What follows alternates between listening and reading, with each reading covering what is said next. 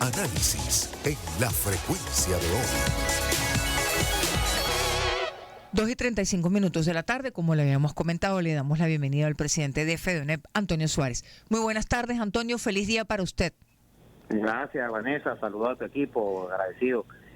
Bueno, conmemorando una fecha importante que fue ¿En qué la condiciones? culminación. Sí, bueno, mira, primero la parte histórica, conmemorar que nunca nos ha sido fácil, Vanessa, y eso es bueno que la gente lo sepa. En 1970 lo que alcanzamos nada más fue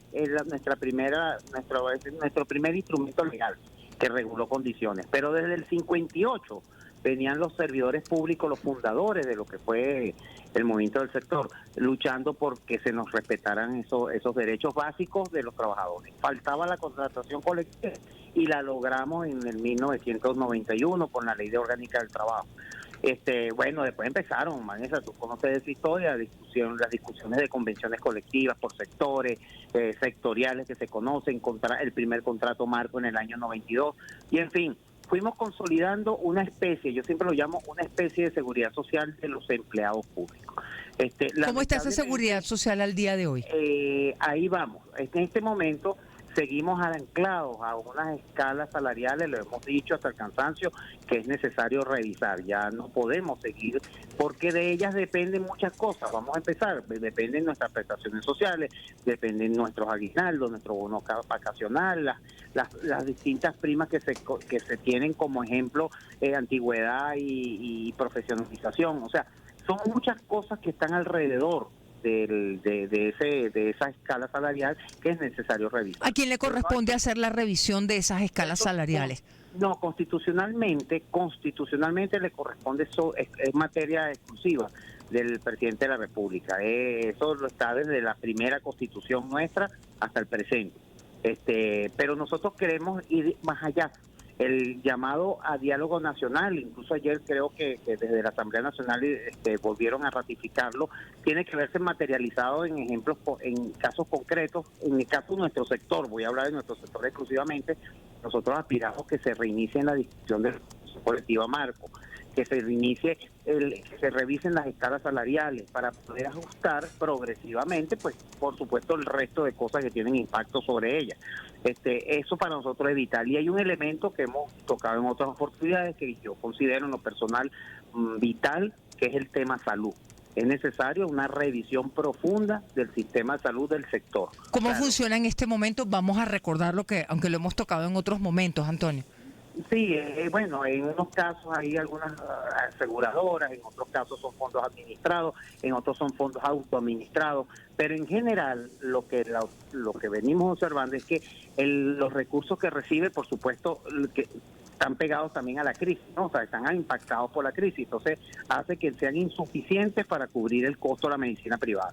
El costo de la medicina privada, por un lado, y nuestras coberturas médicas van por otro, pues, o sea, son realmente casi que imposible de sufragar. Entonces hay que ingeniarse mecanismos y ingeniarse esos mecanismos, hemos insistido que tienen que hacerse en diálogo con las partes. Claro. Y ahí tenemos un seguro social del cual podemos nosotros utilizar como ese capital semilla que tiene infraestructura, tiene personal, tiene historia, y que pudiéramos utilizarlo como nuestro gran servicio de HCM del sector, o sea, lo que es el seguro social, porque es necesario. O sea, las nuevas generaciones que entran a la administración pública requieren salud, sus familiares, sus hijos, los jubilados, pensionados de la administración. O sea, necesitamos una atención médica que creo que en este momento retomar económicamente las coberturas a los montos de las pólizas actuales es casi que imposible.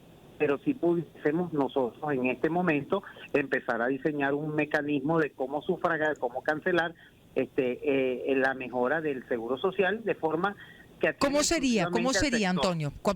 Porque usted dice que el seguro social entendemos que es una de las mejoras inmediatas para el sector público. ¿Se puede usar, se puede restituir el funcionamiento del seguro? ¿Cómo? Claro, ¿cómo? Porque precisamente esto es una cuestión de números, ¿no? O sea, si tú atiendes un volumen de personas muy amplio en un solo servicio que no tiene, vamos a decir, los ingresos que requiere, por supuesto que se hace complicado su mantenimiento, una atención eficiente, efectiva, ¿no? De forma universal. Claro. Pero si tú logras que él sea capital. ¿Para qué? Para que vuelva exclusivamente a la seguridad social. Yo entiendo que la nuestra es integral, la nuestra es universal, pero nosotros, el Ministerio de Salud tiene ya para sí adscrito un número importante de centros de salud, ¿no? De centros de médicos, pero el Seguro Social tiene otros. Claro. Entonces, los trabajadores activos y jubilados que cotizan a la seguridad social, que cotizan a ese seguro, ¿verdad? Deberían tener o deben tener, y esa es nuestra propuesta, una atención prioritaria en los centros de salud. Ahora, para hacerlo hay que diseñarlo, eso hay que construirlo. Y hay diálogo para eso. Eso nos permite, recordamos que conversamos con el presidente de FEDUNEV, Antonio Suárez, tocar el tema también del nuevo ministro del Trabajo. ¿Cuáles son las expectativas con el nuevo ministro del Trabajo, Antonio? Bueno, en el caso del sector público nosotros vamos a abordar los temas que tengamos que abordar, que tienen que ver con nuestro sector, ¿no? La reactivación sobre todo de contratos en alcaldías, gobernaciones, ¿no? Que están allí pendientes, aquellas que pueden iniciar discusiones, ajustar esos contratos colectivos, en el tema de otros beneficios, derogación de instrumentos administrativos que nos afectan. O sea, ese tipo de conversaciones hay que darlas. Yo no creo, de verdad que conociéndolo, sé que no es una persona que se va a negar a discutir estos temas, tenemos que hacerlo. Sí mismo el cuidado nosotros tenemos que, en el caso, como lo mencionaron ayer, y quiero insistir en esto, el gran diálogo nacional pasa efectivamente porque sea un diálogo efectivo. Y para la OIT, el diálogo efectivo es que resuelva, claro. Exacto, que tenga resultados concretos. Entonces, ahora entendemos que no es de la noche a la mañana, nadie está diciendo eso, no estamos pidiendo que los problemas nacionales del país, del sector público, van a estar por encima de los del sector educación. ¿Por dónde empezaría usted, por ejemplo? Cuando hablamos de las tablas salariales, entendemos que este es uno de los temas críticos. ¿Cómo empezaría? ¿Por dónde empezar? Yo arrancaría en lo personal por la revisión de las convenciones colectivas con las organizaciones de cada una de esas de las entidades de trabajo. Estamos hablando de cuántas convenciones colectivas aproximadamente que habría que restituir.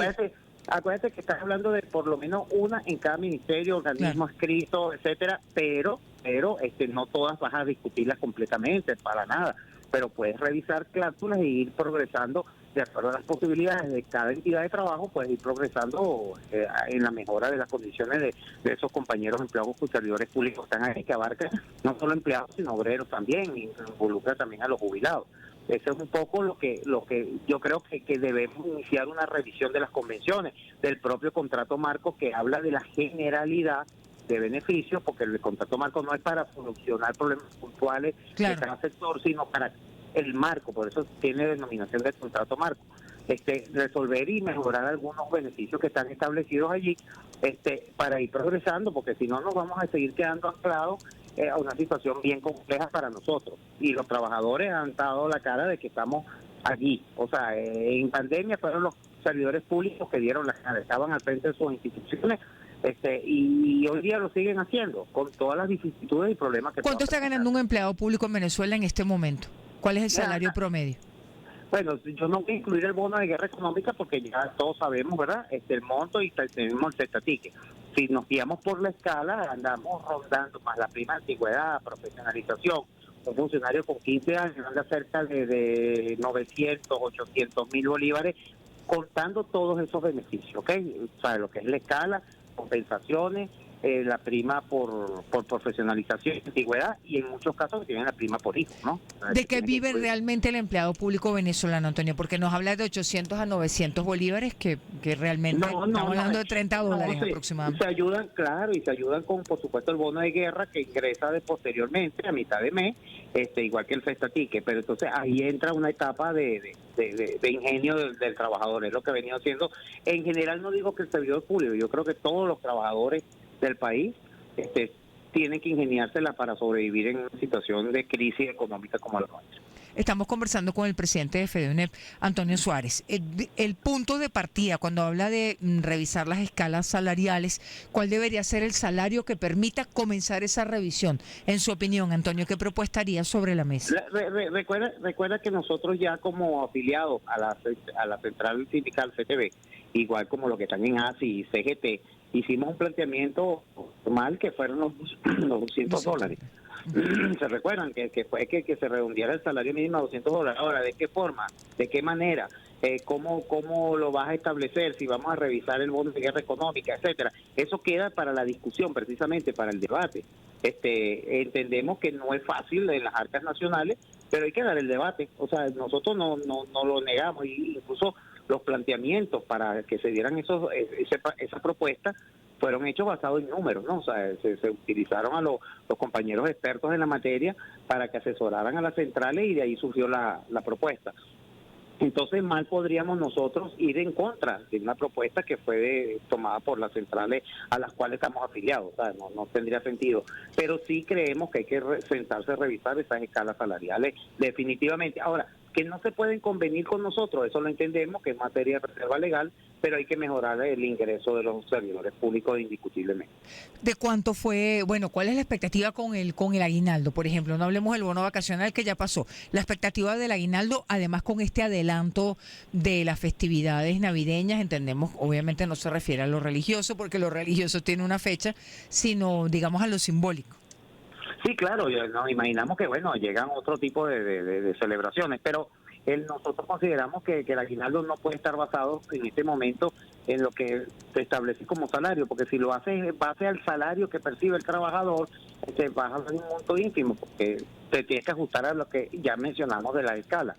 Yo creo que hay que darle la vuelta y hay que buscar mecanismos ingeniosos. Así, fíjate, Vanessa, así como se ha sido ingenioso para solventar temas del bloqueo económico, poder mejorar algunos ingresos, los números del Banco Central y lo que declaran, yo escucho a los empresarios, escucho a voceros formales diciendo que hay una mejora realmente efectiva económica. Entonces, dentro de esa mejora, nosotros lo que proponemos es formar parte de ella, que los trabajadores formemos parte también de esa política de mejora.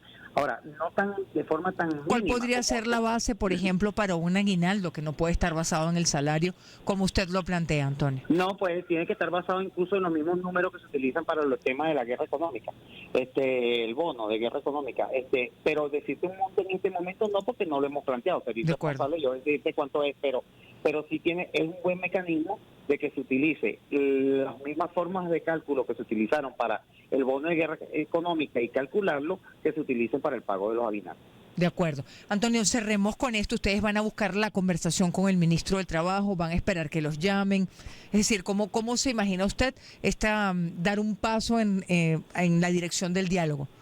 Bueno, el primer paso nosotros en eso no escatimamos, vamos a solicitar la audiencia formal, esperamos, me imagino que están haciendo equipos porque está pasando en todos los ministerios, acuérdense que es un cambio general, ¿no? Y sí. Entonces uno lo está observando en muchos ministerios, ¿no? Lo ves en hábitat, lo ves en transporte, lo ves en obras públicas, o sea, hay cambios y por supuesto hay que dar también tiempo en esta semana, la semana que viene, de que se formen esos equipos de trabajo, porque al final necesitamos que las autoridades, en este caso el ministro, con su equipo de trabajo, para que nos digan, pues bueno, se puede hacer esto o lo otro, o que sea vocero, que sea intermediario ante la presidencia de la República de parte nuestra. De acuerdo. Antonio, felicitaciones nuevamente. Muchísimas gracias. Gracias por acompañarnos. Gracias a ti, vamos a todo el equipo. Muchísimas gracias. 2:48 de la tarde. Despedimos esta conversación con Antonio Suárez, presidente de FEDUNEP. Nuevamente el planteamiento de las escalas salariales sobre la mesa para las empleadas y empleados públicos. 2:48.